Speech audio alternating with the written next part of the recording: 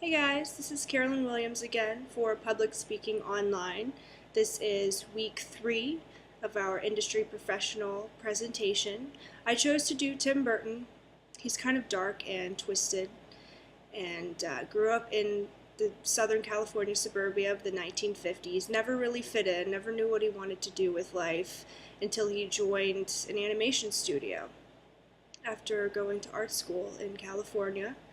He decided to not be an animator because it's very tedious. I've been taking classes in computer animation now for the past year, and it is very hard work, kind of boring, almost in the animation aspect of it.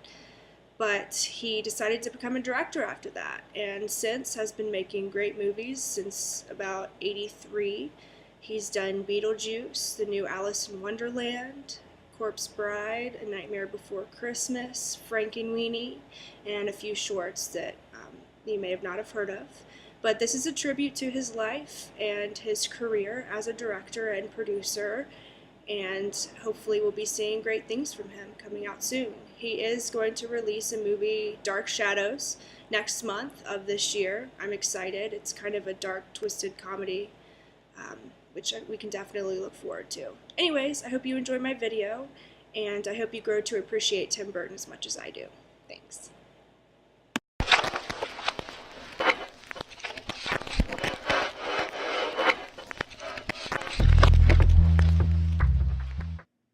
Timothy Burton was born August 25, 1958 in Burbank, California. Living as a kid in the suburbs of the 1950s, Tim was introverted and found pleasure in painting, drawing, and movies. After high school, Burton attended the California Institute of the Arts. He then entered the Disney animation program, thinking it would be a great way to make a living. In 1979, he joined the Disney Animation Studios as an animator. Burton did not enjoy being an animator, as he thought it was tedious and time-consuming. The studio recognized that Burton's talent was not being utilized, and they made him a concept artist.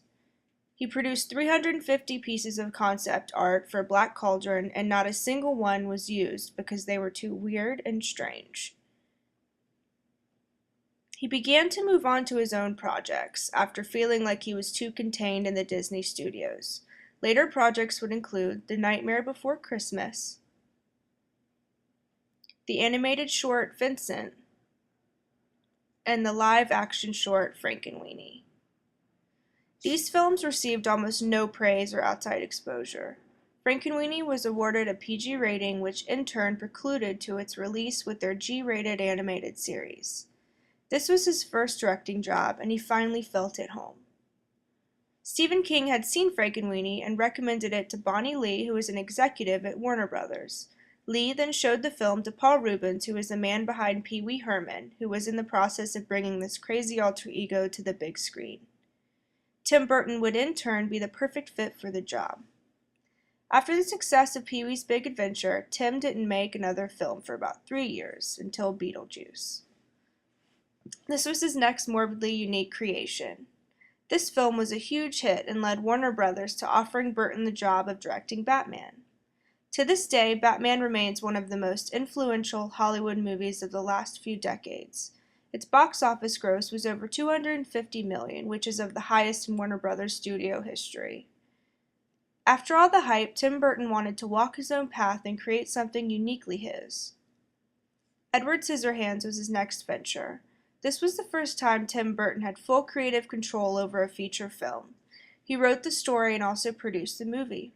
Edward Scissorhands marked Tim Burton's success as being taken seriously as an artist.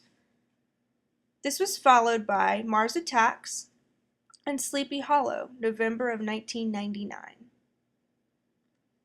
Sleepy Hollow was his first real horror film. Between Mars Attacks and Sleepy Hollow, Planet of the Apes was released in 2001, but was rushed into production, and the success of the film suffered in return. At this time in Burton's career, his personal life was a struggle. Both of his parents died within a short amount of time, and his relationship had ended. Big Fish was said to be a result of Burton's heartbreak. Released in 2003, the story is based on the novel by Daniel Wallace and is about a man trying to reconnect with his dying father. This film earned great reviews and was one of Burton's more personal and emotional films.